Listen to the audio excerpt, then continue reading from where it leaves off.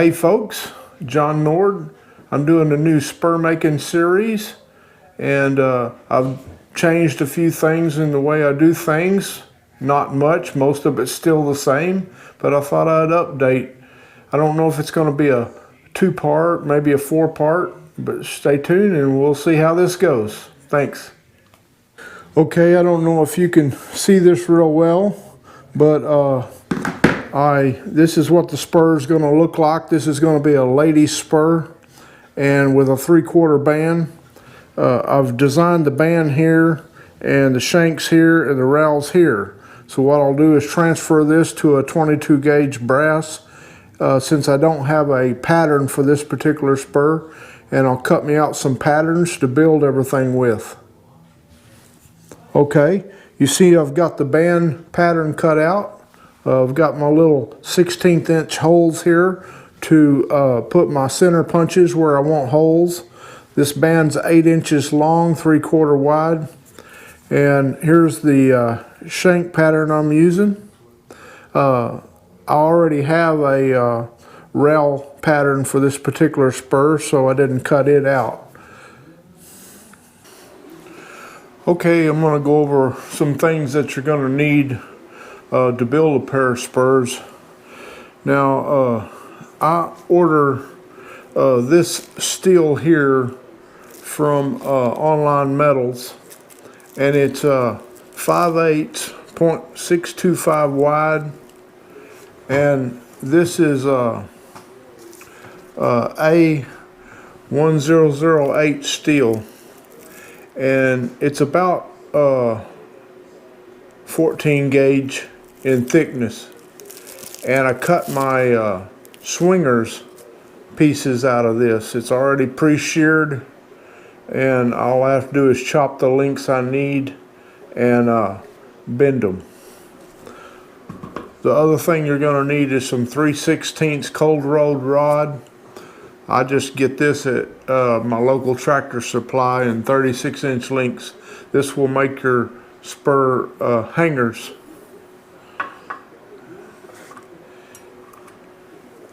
You'll need some spur rivets. There's several rivet suppliers online, and also you'll need 2 of these, and you'll need 4 spur buttons for your strap buttons. And the rivets and the buttons you can get from online suppliers. I'll try to put where I get mine in the description. Okay, I'm going to show you what we're going to do next. I've got a piece of, or 2 pieces of 1018 cold roll steel. It's 3/4 wide, and I've got a piece of 1/2 inch 1018 cold roll,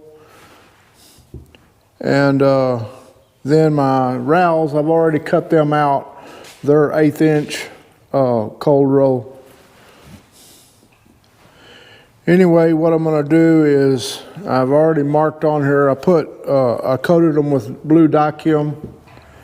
I put my shank pattern on here, scribed around it, moved over here, scribed another one, and I'll cut both them shanks out. And then on these, put my pattern on here, scribe around it, and cut both my bands out to match this pattern. I'll also mark my holes. That's what's next. Okay, I use a bandsaw, metal bandsaw, to cut these out. I normally have a 1/4 inch wide blade on here, but I keep breaking them, so I'm using a 1/2 inch wide blade. It seems to last me and last me and last me. I figure when I break it, I'll get another 1/4 inch. But anyway, it works. You can't turn very tight with it, but I cut close as I can, and then I grind back to the line. So this takes a while, but what I'll do is just cut on my scribed line all the way around on both of them, and we'll have some good spur parts. Okay, as you can see here, we've got our bands cut out, And we've got our shanks cut out. And of course, we already had our rowels cut out. What we're going to do next is we're going to take this pattern and we're going to put it on here, and we're going to use some files. I like to use this file for in between the swinger notches. It's a triangular file. I use this one to hog off some of the metal on the flatter surfaces, and this one's got a curved surface and it's pretty good on the inside of the shanks here, and I use it also into these tight corners and stuff. And if you will take you some soapstone and load these file surfaces up with it, it won't get clogged with metal. But if it does, you can use your file card and clean your files up. Anyway, that's what I'm going to do next. I'm going to put them in this vise over here, and I'm going to just file them back to my scribed line. All of these are just a little bit over the scribed line. I also went ahead and center punched my holes where I had marked them with my pattern, and I've got those in place. So next time you see it, these should be all cleaned up. Moving along. Okay, what I'm going to do now is I've put my maker's mark on the inside of the band, and I've got these pretty much where I want them. Now I want to taper the outside of the band, and I always taper the outside of my bands. The string's in the back where the shank is, and I think they make a little more comfortable spur, a little nicer looking spur if they're thinned down towards the front.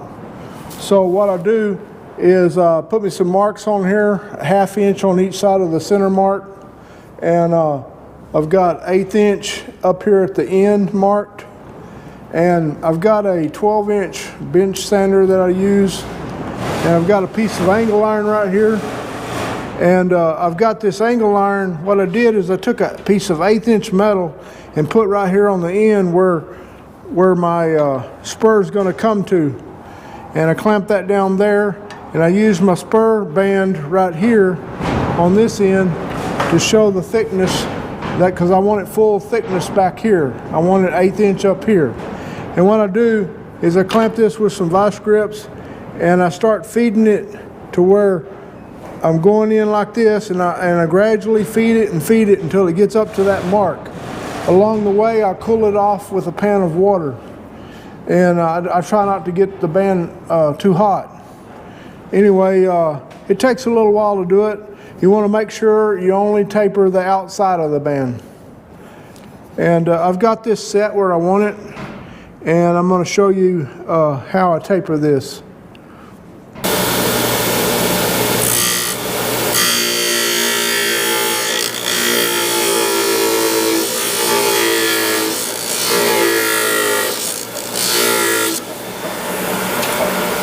You want to cool it off so it don't get too hot.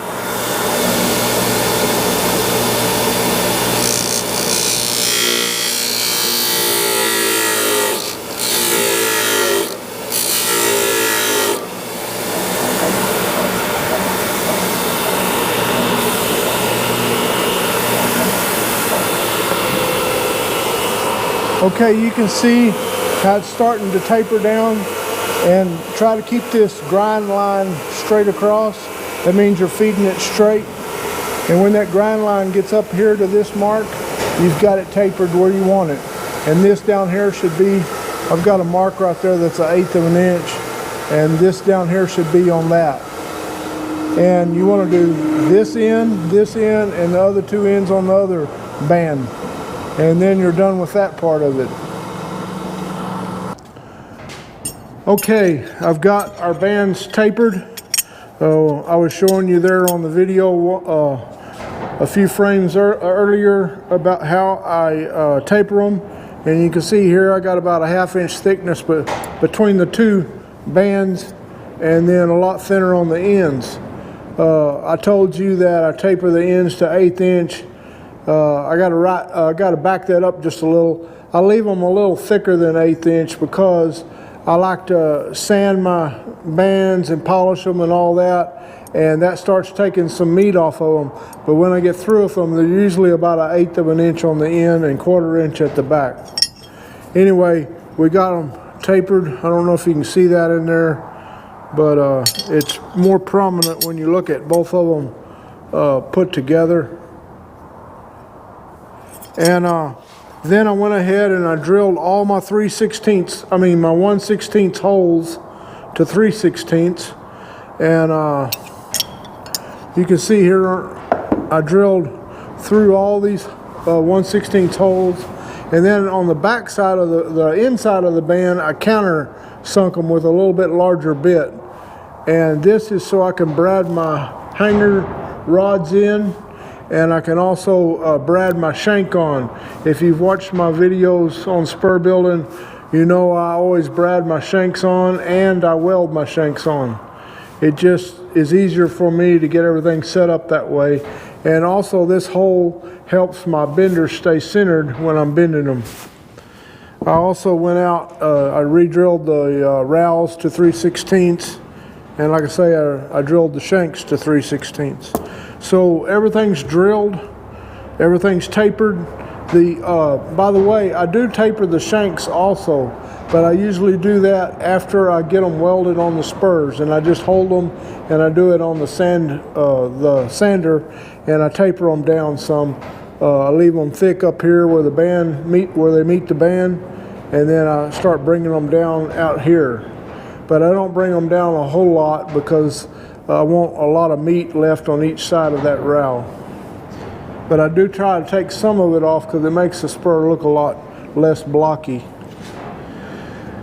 Anyway, the next thing I'm going to do, these bands are ready for bending. These are ladies bands, and I'm going to bend them, and then we'll progress from there. After that, we'll split our shanks and we'll weld these parts together so we can see that we have a spur. So stay tuned. Okay, I'm going to show you how I bend my bands. I've always done it this way. It's a little primitive, but it works for me.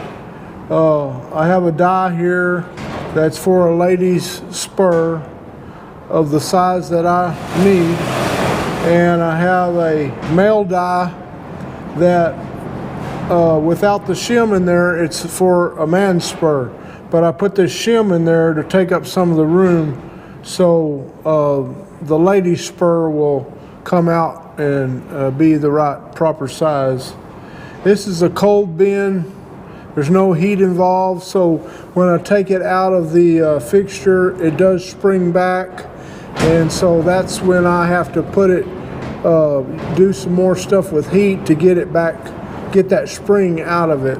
And I'll show you that here later. But anyway, this is the way I bend it. I've got a pin right here, a 3/16 pin through that center hole that I showed you. And I've got this up against the back, and I've got it pretty much centered. And I'm just going to manually bring this down.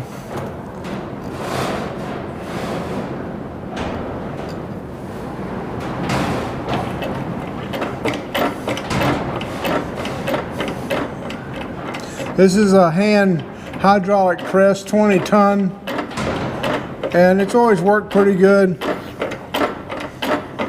It's just slow.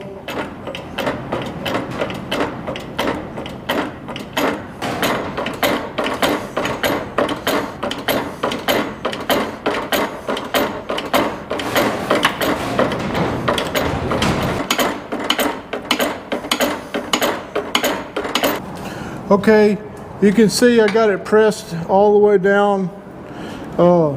It's starting to spring open a little bit here. I had it all the way down in there, as you saw, and when I lifted the press off, it sprung up. Anyway, we can take this out, and we got those spur bands bent, and this is the amount of springback I was telling you about with cold bender. If this was a hot band and a hot bending setup, this springback wouldn't happen. But since I just have a cold setup, I deal with a little bit of Springback. It's up tight down here at the bottom, but it's sprung back out here. So what we do is we clamp it in the back. I've still got the pin in there, and then I will clamp the sides down, and then I'll heat this band up on both sides until it relaxes. And once it gets down against the die, I pour some cold water on it, or just some water, and it sucks it down to the die. And then once it's cool and safe, I take the clamps off and double check the fit, and it should hug this die exactly. And that's how I always do them, and that always works real good. This one has the same amount of Springback, you can see. And like I say, from here over to there is exactly right, but the Springback has got it too wide at the top. So once we heat it up, clamp it down, cool it off, that will be taken care of. Well, folks, that's the end of the first episode.